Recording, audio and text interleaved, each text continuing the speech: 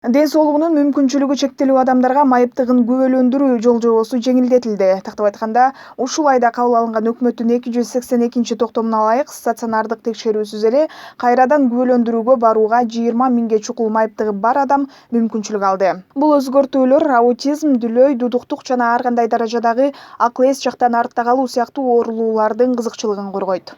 Мен айтып кетсем, мурда переосвидетельствованиеге барыш үчүн 4 ай ушу больницада стационардык режимде жатып дарыланыш керек болчу. Ар бир майыптын эле буга мүмкүнчүлүгү жок болчу. Азыр ушу 20 миңдей ар кандай оорулар менен майып адамдар переосвидетельствованиеге барганда стационарга жатпай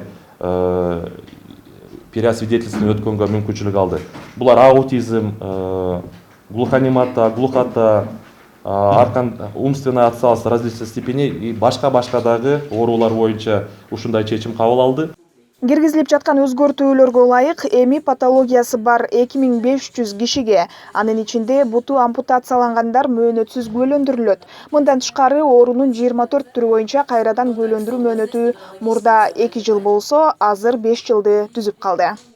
Мурда 35 оору боюнча ошо бессрочно кетип жүргөн болсо, азыр 60 ооруга чейин бул кеңейтилди. Эми укпай калуунун 3 даражасы менен ооруп, күбөлөндүрүүдөн өткөн адамдарга бала кезинен бери майып статусу ыйгарылып, майыптыгы боюнча жөлөк пул 2 эсе көп берилип баштайт. Жобого өзгөртүү киргизилгенге чейин мындай адамдардын категориясы жалпы оорудагы майып катары каралып келген.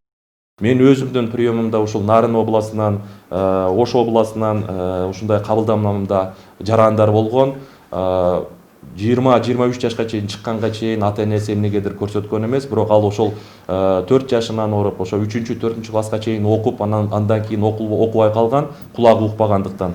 Бирок ошолор 18 жашка чейин пособие албагандыгы аз келгенсип, азыр мына инвалидтен өткөн группага өткөндүгүнө байланыштуу 2 эсе 2,5 эсе аз алчу. Биз азыр ушул оорулар боюнча дагы 18, 20, 30 жашында келсе дагы, эгерде мурдаттан ошол выпискалардан ооругандыгы аныкталган болсо, биз инвалид с детства деп берип атабыз. Жаңы мен айтып кеткендей, бул 2,5 эсеге чейин ушу мамлекеттен алып аткан пособиянын өлчөмү көбүрөөк болот.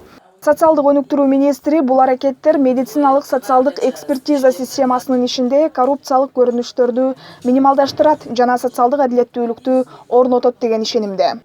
Мунун баардыгы биз ушул практикада баягы элдин көйгөйүн уккандан келип чыкты. Маселен, Иса деген мына соцдеревнядан кичинекей балабыз тайенеси почкасы, бир тууганы почкасын берип Турцияда жүрдү. Анан ушундай балдарыбыз постоянно ошол жакта лечениеде болуп, анан срогу бүтүп калганда бул жактан переосвидетельствование өтө албай, мамлекет тарабынан төлөнүп аткан пособиялары кыркылып калчу. Азыр мына өзүңүздөр көргөндөй биз муну да камтып кеттик да, эгерде чет өлкөдө ооруп аткан болсо, мындай узак мөөнөттүү дарылоодо болсо, аларды бул жерден автоматтык түрдө узартып берүү жагы да каралды.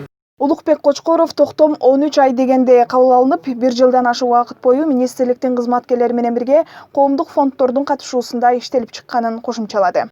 За эти 8 лет это, наверное, первый документ, в котором мы... Биз иштеп жаткан колдон колго коомдук фондунун түзүлгөнүнө 8 жыл болду. Ушул жылдар аралыгында аутизм менен ооруган балдардын укугун коргоо боюнча кабыл алынган эң маанилүү документ ушул болду. Көпчүлүк үчүн жогоруда айтылып кеткен сандар көп деле маани бербеши мүмкүн, бирок аутизм менен ооруган балдар жана алардын ата-энелери үчүн бул абдан чоң жеңиш. Оорлуу балдар жаңы жагдай, жаңы адамдарды абдан оор кабыл алат. Басымдуу ата-энелер балдарына майыптыгы тууралуу күбөлүк керек болгонуна карабай, аны алууга ашыгышчу эмес. Анткени ал үчүн балдар белгилүү бир убакыт стационарда ата-энесинен алыста болуш керек. Бул учурда айлап жылдап дарылоонун негизинде калыбына келтирилген ден соолугу оорлоп кетет. Это такая огромная победа для нас. 2 жыл сайын күбөлүк жаңылап туруу ата-энелерге абдан оор болгонун айткан Жылдыз Садыкова документти аягына чыгарган үчүн министрликке ыраазычылык билдирди. Расмий маалыматтар боюнча учурда өлкөдө 193.778 ден соолугунун мүмкүнчүлүгү чектелүү адам катталган. Алардын 32 миңден ашыгы жашы 18ге жетеликтер.